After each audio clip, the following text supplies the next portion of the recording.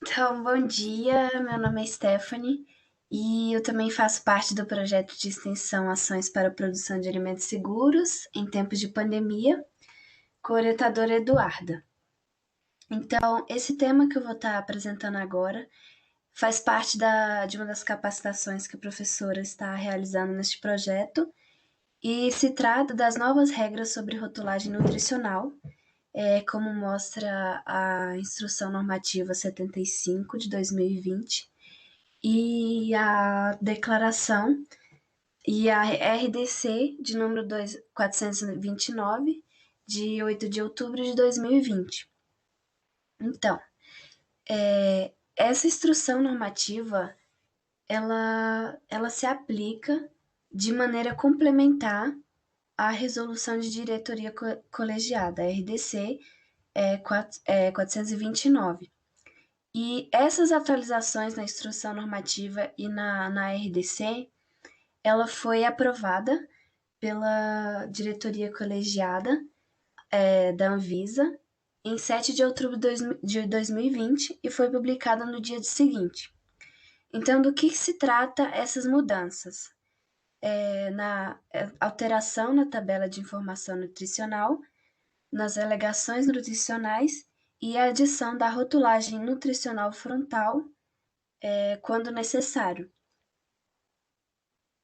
Então, o objetivo dessas atualizações é melhorar a clareza quanto à composição nutricional dos produtos e também para facilitar a comparação dos produtos similares que possuem diferentes porções.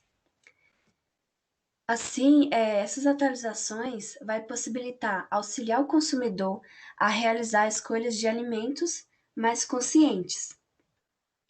Vocês vão ver a seguir como que como que isso vai facilitar nessas escolhas. Então, a resolução RDC de número 429 de 2020, ela vai entrar em vigor a partir de 2 anos da data de 9 de outubro de 2020. Então, a partir de 9 de outubro de 2022, essa resolução já vai estar em rigor de acordo com essa rotulagem nutricional. E para aqueles produtos que foram fabricados até o final desse prazo, eles vão poder ser comercializados até o fim do prazo de validade. Então, até essa data limite de que entra em vigor essa resolução, esses produtos que não possuem essa atualização na rotulagem nutricional, eles podem ser comercializados até o fim do prazo de validade. A partir que entra em vigor, é obrigatório ter essa nova rotulagem nutricional. Então, qual é a primeira mudança da rotulagem nutricional? É a adição, além da tabela de informação nutricional, por porção, tem essa adição por 100 gramas ou 100 ml na tabela de informação nutricional. Então, tem 2 exemplos. A atual, né, sem entrar em vigor essa atualização da RDC. À esquerda tem essa tabela de informação nutricional, que tem todos os itens obrigatórios, como valor energético, carboidratos, proteínas, gorduras totais, gorduras saturadas, gorduras trans, a fibra alimentar, sódio, outros minerais e vitaminas quando declarados. Então, tem essa quantidade por porção, que vai depender da porção do produto, o valor diário, e essa nova atualização, que está presente no anexo 9 da Instrução Normativa 75/2020, além dessa quantidade por porção, tem essa quantidade por 100 gramas ou por 100 ml do produto. Então, vai ter o acréscimo também na porcentagem do valor diário, tem por porção do produto, e por 100 gramas ou 100 ml do produto. E além disso, outra alteração na tabela de informação nutricional é essa frase que tem aqui, vai ser retirado, não vai precisar dessa frase aqui referencia uma base de dieta de 2.000 quilocalorias ou 8.400 quilojoules. Então, esses valores podem ser maiores ou menores, dependendo de suas necessidades energéticas. Vai passar a ter somente essa frase percentual de valores diários fornecidos pela porção.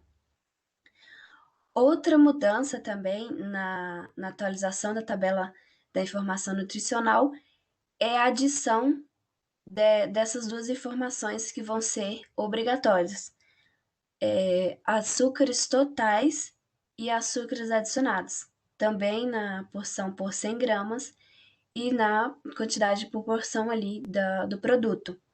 Então, esse que vai ser o diferencial, né? Que vai facilitar o auxílio dos consumidores a escolher o produto ali de maneira mais consciente, porque ele vai possibilitar comparar produtos similares que possuem porções diferentes, porque todos vão ter ali aquela quantidade de nutrientes por 100 gramas.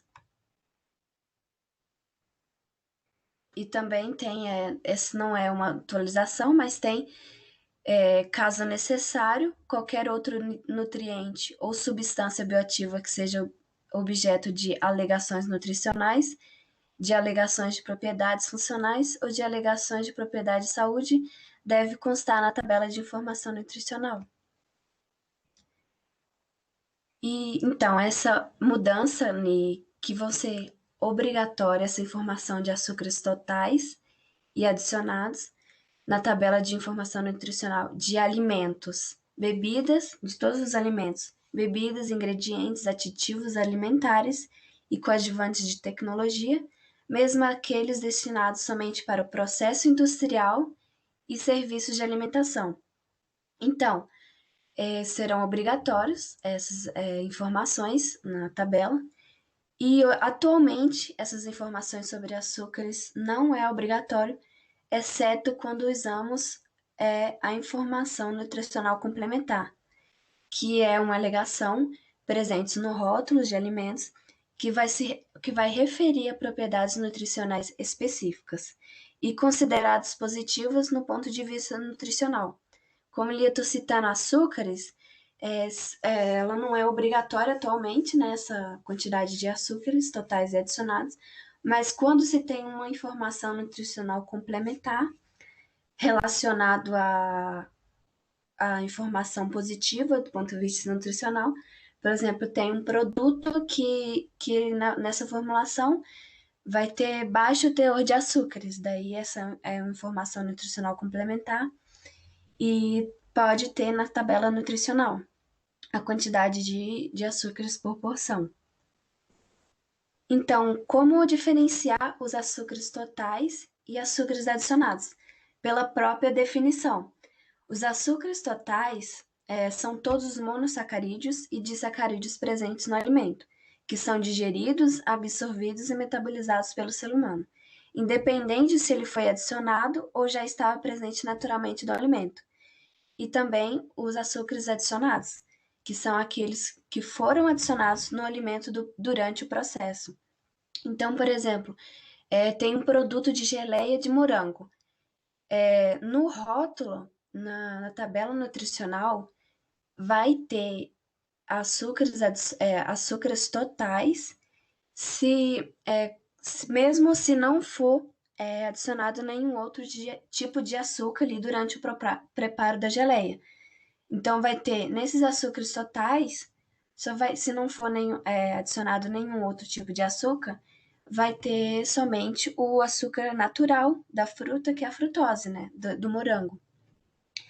Já se nessa geleia for adicionado durante o preparo, além da frutose, qualquer outro tipo de açúcar, tem que constar na tabela de informação nutricional os açúcares totais, mas também tem que colocar a quantidade de açúcares adicionados.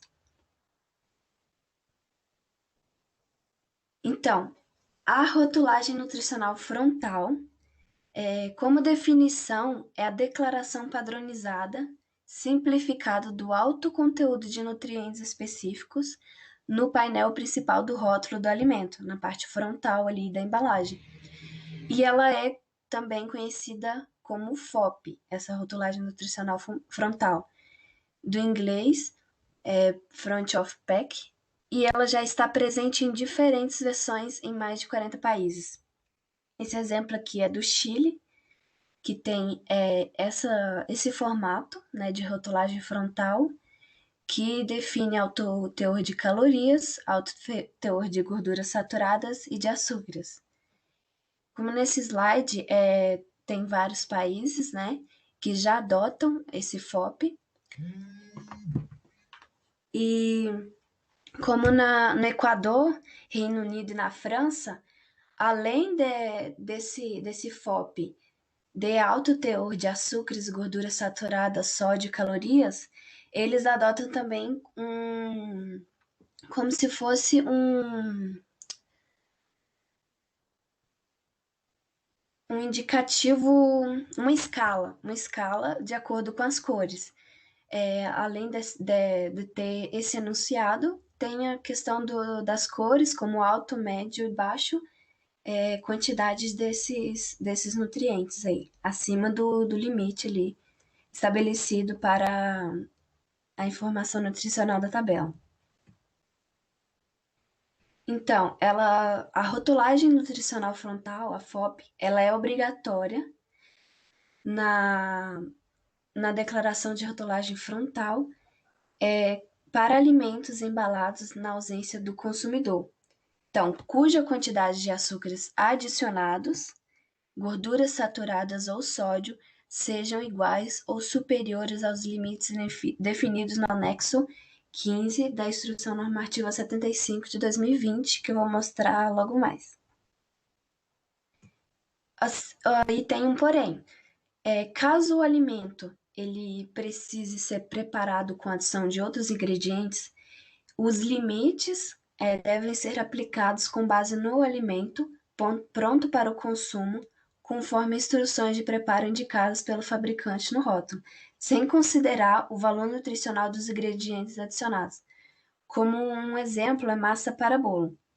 Então, o que tiver nessa rotulagem nutricional frontal e na tabela de informação nutricional, a quantidade desses nutrientes, eles não levam em consideração aos ingredientes adicionados ali, se necessários, para o preparo, né? Para o preparo desse alimento, para esse preparo desse bolo. Então, ele vai considerar somente os ingredientes ali, os nutrientes utilizados na indústria ali, no preparo na indústria. E é opcional essa FOP para alimentos em embalagens com área de painel principal, né, na frente da embalagem, inferior a 35 centímetros quadrados, e alimentos embalados no ponto de venda a pedido do consumidor, ou alimentos embalados que sejam preparados ou fracionados e comercializados no próprio estabelecimento. Né, nessas opções não são obrigatório a rotulagem nutricional frontal. Ao contrário, todos os alimentos embalados são obrigatório essa rotulagem frontal, se tiver limites excedidos daquele anexo 15 que eu vou mostrar. Então, essa é a imagem, né, de variações da FOP, que ela pode ser colocada aí nas embalagens de alimentos, sendo vertical, horizontal, tendo variações de acordo com a embalagem. E os 3 itens que possuem esses limites excedidos de acordo com o anexo 15, relacionado a açúcar adicionado, gordura saturada e sódio. Vocês podem ver aqui nesse canto da direita que algumas variações não precisam, por exemplo, se tiver só o limite excedido maior ou igual à quantidade de açúcar adicionado ali do limite, eu vou colocar só o açúcar adicionado. Mas se tiver só a gordura saturada do limite ali excedido, eu vou colocar só a gordura saturada. E essa ordem é fixa. Primeiro é açúcar adicionado, segundo gordura saturada e terceiro é sódio, caso houver excedido esse limite. Então, qual é esse limite? O critério que define a necessidade da rotulagem frontal é baseado na porção por 100 gramas do alimento, ou 100 ml.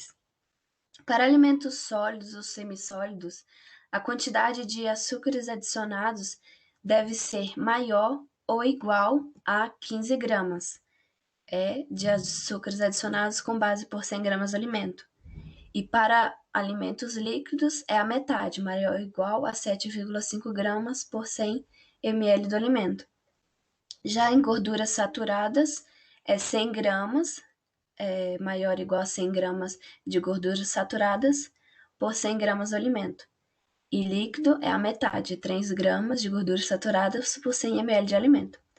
Já o sódio, esse limite é a quantidade maior ou igual a 600 miligramas de sódio por 100 gramas de alimento, ou a metade, que é 300 miligramas de sódio por 100 ml de alimento. Então, toda vez que tiver um produto que tiver maior ou igual a 15 gramas de açúcar ou 6 gramas de gorduras saturadas ou 600 miligramas de sódio por 100 gramas de alimento, maior ou igual a essa quantidade, vai ter que ter obrigatoriamente a questão da rotulagem frontal. Se tiver somente excedido açúcares adicionados, tem essa imagem aqui, que vai ter só alto em açúcar adicionado. E assim por diante. Se tiver os três, apresenta os três alto em açúcar adicionado, gordura saturada e sódio na rotulagem frontal. E um detalhe importante na rotulagem frontal é que o alimento que tiver FOP poderá fazer alegações nutricionais. Só que essas alegações nutricionais não podem estar na metade superior do painel principal, não pode utilizar caracteres de tamanho superior àqueles empregados na rotulagem nutricional frontal e também não pode ser feita uma alegação nutricional do mesmo nutriente que está presente no FOP. Então, ali o tamanho da letra, os caracteres utilizados não podem ser maiores e mais chamativos do que a própria rotulagem frontal. E também não pode ser feita uma alegação nutricional do mesmo nutriente que tiver na FOP. Por exemplo, tem um produto que tem uma FOP, né, uma rotulagem nutricional frontal, alto em açúcar e adicionado, e tem uma alegação nutricional de que este produto possui baixo teor de açúcar. Então, não bate as informações, e isso não pode. Se tiver uma FOP, não pode fazer uma alegação nutricional deste mesmo nutriente. Então, o que é alegação nutricional? É qualquer declaração, com exceção da tabela de informação nutricional e da rotulagem nutricional frontal, que indique que o alimento possui propriedades nutricionais positivas relativas ao seu valor energético ou ao conteúdo de nutrientes. Então, pode fazer alegações nutricionais, exceto quando se trata do mesmo nutriente. Então, outra mudança na rotulagem nutricional do produto, de produtos embalados, é a nova formulação, ou nova fórmula, nova composição ou nova receita. Então, de acordo com essa nova legislação, a instrução normativa, diz que alimentos e bebidas, ingredientes, aditivos alimentares e coadjuvantes de tecnologia embalados na ausência dos consumidores que sofram alterações na composição deverão trazer uma das seguintes declarações no seu rótulo: nova formulação, nova composição ou nova receita. E não é permitida variações textuais. Então, se a indústria ela teve que alterar ali os nutrientes que foram adicionados ao produto para não ter a necessidade de ter essa FOP, essa rotulagem frontal, ela deve ter essa seguinte frase: nova fórmula, nova composição ou nova receita. para o consumidor identificar que aquele produto ele foi alterado. Por exemplo, se atualmente ele tinha excedido ali aquele limite de açúcares totais, se ele reduziu na tua formulação ali, nessa nova embalagem vai ter que ter essa nova fórmula escrita.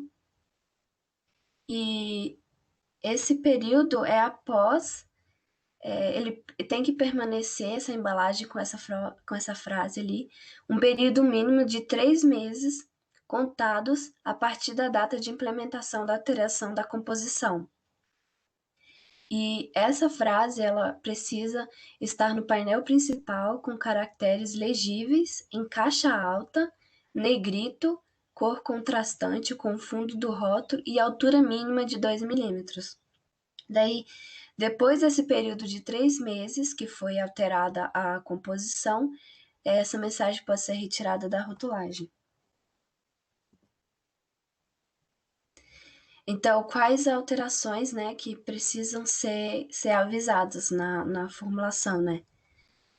A lista de ingredientes, né, que foram alteradas, a tabela nutricional, contém ou não alergênicos, a presença de lactose, a presença ou ausência de glúten.